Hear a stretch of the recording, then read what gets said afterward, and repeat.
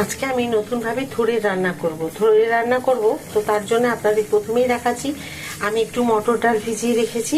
এই মটর ডাল ভেজানো দিয়ে আমি কি করে থোড় রান্না করব শেষ পর্যন্ত ভিডিওটা দেখার জন্য আপনাদের সকলকে অনুরোধ রইল, শেষ পর্যন্ত থাকবেন, ভিডিওটা দেখবেন কীরকম ভাবে আজকে আমি থোড় রান্না করছি।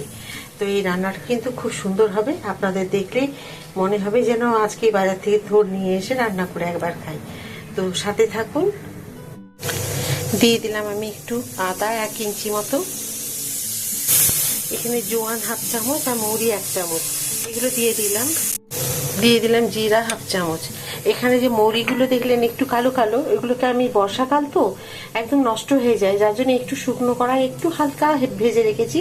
ভাজা বলতে যে একদম মুচমুচে ভাজা সেই রকম না, যাতে কালো না হয়ে যায়, মানে নষ্ট যাতে না হয়ে যায়, ওই কারণে কালো কালো লাগছে। এখানে আপনারা কাঁচা লঙ্কা দিতে পারেন, আমি কিছু দিলাম না ঝালের জন্য। কাঁচা লঙ্কা বা শুকনো লঙ্কা যেটা হোক আপনারা যদি প্রয়োজন মনে করেন দিতে পারেন। এগুলোকে সব এখন আমি বেটে নেব। আমি থোড়ের যে রান্না করব সেটা আপনাদেরকে দেখাবো বলে এই মশলাটা আগে প্রথমে দেখিয়ে দিই। নিয়েছি 1/2 ইঞ্চি আদা, একটা টমেটো, আর নিয়েছি দেখুন 1.5 চামচ জিরে আমি বেটে নেবো। আজকে গুঁড়ো জিরেটা নেই, আর ধনে গুঁড়ো দিয়ে দেবো। তো ব্যাস এগুলোকে আমি প্রথমে বেটে নিই, আর ঝাল আপনারা যেমন খাবেন সেই রকম বুঝে দেবেন। আমি দিয়ে দেবো একটা শুকনো লঙ্কা। করার জন্য যে আমি মটর ডাল বেটেছিলাম দেখুন এখানে নিয়ে নিয়েছি, সামান্য একটু নুন দিয়েছি। তেল এখানে দেখুন ধোঁয়া উঠছে, একদম গরম হয়ে গেছে। দেখুন সামনে থেকে দেখাচ্ছি, চিনির পাশে নুনের পাশে দেখুন 2 দানা চিনি দিয়েছি, মানে 1/2 চামচের থেকেও কম। একদম বেশি দিলে বড়াগুলো কিন্তু পুড়ে যাবে। এবার খুব ভালো করে আমি হাত দিয়ে একটু মেখে নেব। এবার খুব ছোট্ট ছোট্ট করে দিতে হবে, একদম ছোট্ট ছোট্ট দেবেন, যেন একদম বড় না হয়, দেখতে ভালো লাগবে না। এই যে এইরকম একদম ছোট ছোট গোল গোল করে হবে। এই যে এইভাবে বড়া আমার ভাজা হয়ে গেছে, এবার আমি তুলে রেখে দেব। আমি যে থোড় রান্না করব দিয়ে দিলাম তেজপাতা, 1/2 চামচ দিলাম হচ্ছে জিরে। আমি থোড় রান্না করার জন্য যে মশলা করেছিলাম সেই মশলাতে দিয়ে দিয়েছি একটা ছোট চামচের 1 চামচ হচ্ছে ধনে গুঁড়ো আর হলুদ পরিমাণ মতো। আর জিরে তো বেটে নিয়েছি আপনারা জানেনই। এখানে দেখুন খুব সুন্দর জিরের গন্ধ এসছে, এবারে দিয়ে দিলাম। আমি এখানে দিয়ে দিলাম গুড়, যে প্যাকেট গুঁড়ো গুড় পাওয়া যায় সেই গুড় দিলাম, আপনার চাইলে এখানে চিনি দিতে পারেন। এবার আমি মশলাটাকে কষিয়ে নেব। দিয়ে দিলাম একটু পরিমাণ মতো নুন,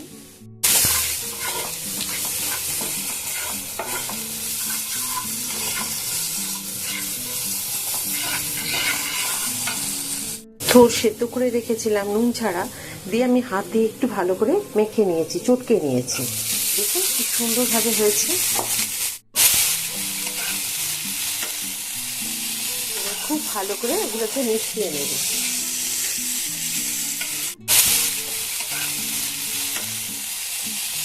খুব ভালো করে এগুলোকে মিশিয়ে নেব। মশলা খুব সুন্দর কষানো হয়ে গেছে, এখন দিয়ে দিচ্ছি আমি একটু উষ্ণ গরম জল। বড়াগুলোকে আমি উষ্ণ গরম জলে নুন আর একটু চিনি দিয়ে ভিজিয়ে রেখেছি। এর আগেও আপনাদের দেখিয়েছিলাম একটা ভিডিওতে যে একটু ভিজিয়ে রাখতে হয় কেন, দেখে নেবেন। আমার অন্য একটা রান্না যেটা আছে এই বড়া দিয়ে রান্না করেছি, সেই আমার পেজে গিয়ে চ্যানেলে গিয়ে দেখে নেবেন। এখন দিয়ে দিলাম ওই বড়াগুলো, ভালো করে মিশিয়ে দেব আর দেখে নেব নুন মিষ্টি ঠিক আছে কিনা। একটু ফুটবে, তারপর আমি নামাবো। বড়া রান্না একদম রেডি। আমি উপর থেকে দিয়ে দেব গলিয়ে রাখা ঘি, আর অল্প একটুখানি দিলাম, মানে যতটুকু প্রয়োজন আমার রান্নার, আর দিয়ে দিলাম অল্প একটুখানি শাহি গরম মশলা। ব্যাস একদম রান্না রেডি।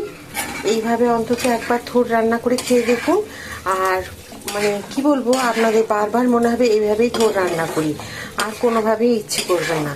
তো আমি তো যেভাবে বড়াগুলো ভিজিয়ে রেখেছিলাম, আর বড়াতে কোনোভাবেই জল টেনে নেবে না, এইরকমই থেকে যাবে। তো রান্নাটা কেমন হয়েছে অবশ্যই আমাকে কমেন্ট করে জানাবেন যে কেমন হয়েছিল। যদি ভালো লাগে প্লিজ একটা লাইক করে দেবেন, সাবস্ক্রাইব করে পাশে থাকবেন। আবার একটা নতুন ভিডিওতে নতুন রান্না নিয়ে আপনাদের সকলের কাছে আমি চলে আসবো। সবাই খুব ভালো থাকুন, সুস্থ থাকুন। নমস্কার।